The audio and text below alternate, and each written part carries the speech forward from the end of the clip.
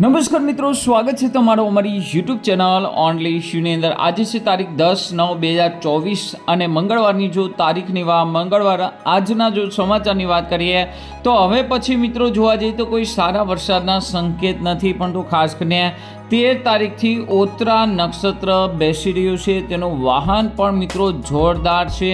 જો ઓતરા નક્ષત્રમાં વરસાદ પડે તો છોતરા કાઢી નાખે તેવો વરસાદ। તો આજના વિડીયોમાં તેના વાહન વિશે વાત કરશું। આ સિવાય બંગાળની ખાડીની અંદર એક જોરદાર વાવાઝોડું બની રહ્યું છે, જેને લઈને કેટલાક વિસ્તારોની અંદર મિત્રો રેડ એલર્ટ પણ જાહેર કરી દેવામાં આવ્યું છે ભારેથી અતિ ભારે વરસાદની। તેમજ મિત્રો ચોમાસાના વિદાયની પણ વાતો થઈ રહી છે। તો ચોમાસું ક્યારે વિદાય રહેશે, પરંતુ તે પહેલા મિત્રો ખાસ કરીને નવરાત્રિની અંદર વરસાદને લઈને મોટી આગાહી આવી ગઈ છે। તો આજના વિડીયોની અંદર આપણે વાત કરશું ગઈકાલે પડેલા વરસાદના ડેટા સિસ્ટમની વાત કરશું, ભારતીય હવામાન વિભાગની આગાહી, ગુજરાત હવામાન વિભાગની આગાહી, તેમજ મિત્રો અંતમાં આપણે નક્ષત્ર વિશે અને ત્યારબાદ મિત્રો ખાસ કરીને સપ્ટેમ્બરના એન્ડ સુધીની આગાહી અને ત્યારબાદ મિત્રો અહીંયા તમે જોઈ શકો છો 5 ઓક્ટોબર એટલે કે નવરાત્રિ સુધીની આગાહી। તો આ તમામ માહિતી મિત્રો આજના વિડીયોમાં આપણે પરફેક્ટ મેપ સાથે જોવાના છીએ, એકદમ સાચી, એકદમ રિયલ। તો ખાસ કરીને આ વિડીયોને અંત સુધી જોજો, તેમજ અમારી યુટ્યુબ ચેનલ ઓનલી શ્યુ પર આપ નવા હોવ તો ચેનલને સબસ્ક્રાઈબ કરી દેજો, તેમજ મિત્રો આ વિડીયોને લાઇક કરી દેજો, તેમજ ફેસબુકમાં અમારું ઓનલી ગુજરાત વરસાદના સમાચાર આ પેજ છે, આ પેજને હજુ સુધી તમે ફોલો ન કર્યો હોય તો જરૂરથી ફોલો કરી દેજો।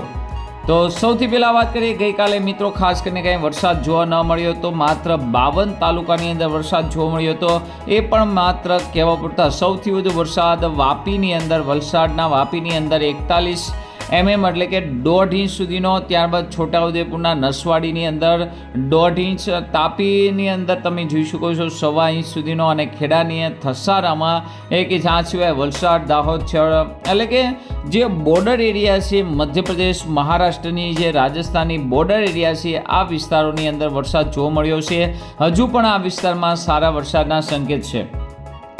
આ બાજુ બંગાળની ખાડીમાં જે સિસ્ટમ બની હતી, ચાઇનાની અંદર પણ સિસ્ટમ બની હતી, બંને સિસ્ટમો મિત્રો આવી રહી છે। આગામી સમયની અંદર ખાસ કરીને આ સિસ્ટમો ઉત્તર ભારતની ભૂકા કાઢશે, પરંતુ તેની અસર મિત્રો ગુજરાતની અંદર પણ જોવા મળશે। કઈ રીતે તો તમે જોઈ શકો, આજે છે 10 તારીખ અને 10 તારીખના મેપની અંદર જોવા જઈએ તો ખાસ કરીને વચ્ચેના ભાગની અંદર જોઈ શકો છો રેડ એલર્ટ છે, અતિમાં અતિ ભારે વરસાદ। આ સિવાય આજુબાજુ તમે જોઈ શકો છો ઓરેન્જ એલર્ટ છે। ગુજરાતની અંદર પણ ઉત્તર, મધ્ય, દક્ષિણ ગુજરાતની અંદર તમે પીળો કલર છે, તો આ વિસ્તારમાં સારા વરસાદના સંકેત છે, જો કે ગુજરાતમાં અતિ ભારે વરસાદના કોઈ સંકેત નથી। આ સિવાય 11 તારીખે પણ આ સિસ્ટમ તમે જોઈ શકો છો દિલ્હી તરફ મિત્રો પ્રયાણ કરી રહી છે, તો તેની આજુબાજુના વિસ્તારોની અંદર ભારેથી અતિ ભારે વરસાદ જોવા મળશે, અને 12 તારીખે આ સિસ્ટમ આગળ વધી અને ખાસ કરીને હિમાલય તરફ ફંટાઈ જશે, ઉત્તરાખંડ તરફ ફંટાઈ જશે। તો ગુજરાતની અંદર મિત્રો આ સિસ્ટમ આવે તેવી કોઈ મિત્રો શક્યતા દેખાતી નથી, એટલે કે વરસાદને લઈને મિત્રો હાલ કોઈ મોટી અપડેટ નથી। અહીંયા તમે 15 તારીખ સુધીના મેપ જોઈ શકો, સંપૂર્ણ ભારતની અંદર મિત્રો ગ્રીન એલર્ટ રહેલું છે, એટલે કે એકદમ સૂકું હવામાન રહેશે। ગુજરાત હવામાન વિભાગ શું કહે છે તો 10 તારીખના મેપની અંદર જોવા જઈએ તો ખાસ કરીને સૌરાષ્ટ્ર કચ્છની અંદર ગ્રીન એલર્ટ, એટલે કે કોઈ ખાસ વધારે વરસાદની શક્યતા નથી, ક્યાંક અમુક તાલુકામાં વરસાદ ઝરમર પડી શકે છે। આ સિવાય ઉત્તર, મધ્ય, દક્ષિણ ગુજરાતની અંદર ખાસ કરીને જોવા જઈએ તો 50% અથવા તેનાથી વધુ ભાગોની અંદર વરસાદ જોવા મળી શકે છે। 11 તારીખે પણ સેમ પોઝિશન, 12 તારીખે તો મિત્રો સૌરાષ્ટ્ર કચ્છની અંદર નહિવત જેવા વરસાદની, જ્યારે ઉત્તર, મધ્ય, દક્ષિણ ગુજરાતમાં માત્ર હળવો વરસાદ। આ સિવાય 13 તારીખનો પણ સેમ, 14 તારીખનો અને 15 તારીખ સુધીના મેપ જોઈ શકો છો, કોઈ ભારે વરસાદની આગાહી અત્યારે મિત્રો દેખાતી નથી।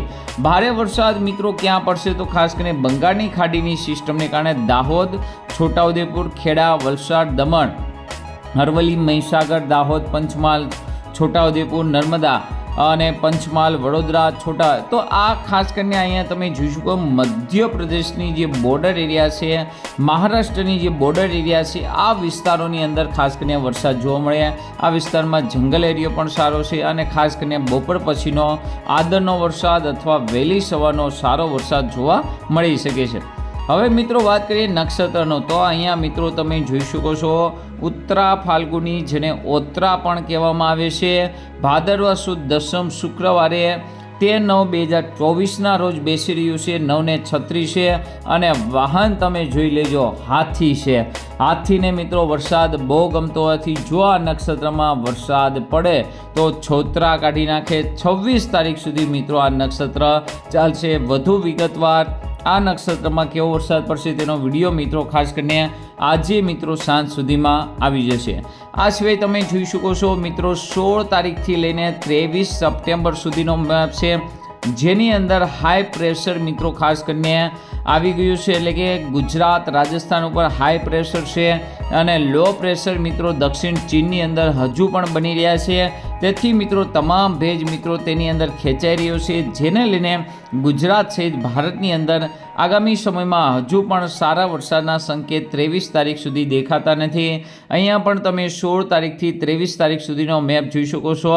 સંપૂર્ણ ભારતની અંદર સૂકું હવામાન રહેશે, જ્યારે દક્ષિણ ચીન, ઇન્ડોનેશિયા છે, વિયેટનામ છે, સિંગાપોરની આસપાસનો એરિયો છે, આ વિસ્તારોની અંદર તમે જોઈ શકો છો ખાસ કરીને ભારે વરસાદની શક્યતા જોવા મળી રહી છે.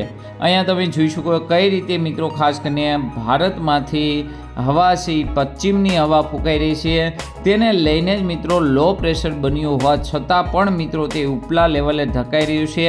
અને તમે જોઈ શકો તમામ હવા મિત્રો દક્ષિણ ચીનની અંદર, એટલે કે ચીનના સમુદ્રની અંદર જે વાવાઝોડા સાયક્લોન બનવાને કારણે ત્યાં મિત્રો ખેંચાઈ રહી છે. હવે મિત્રો આ સૌથી અગત્યનો મેપ છે, જે મિત્રો 5 ઓક્ટોબર એટલે કે નવરાત્રિ સુધીનો મેપ છે.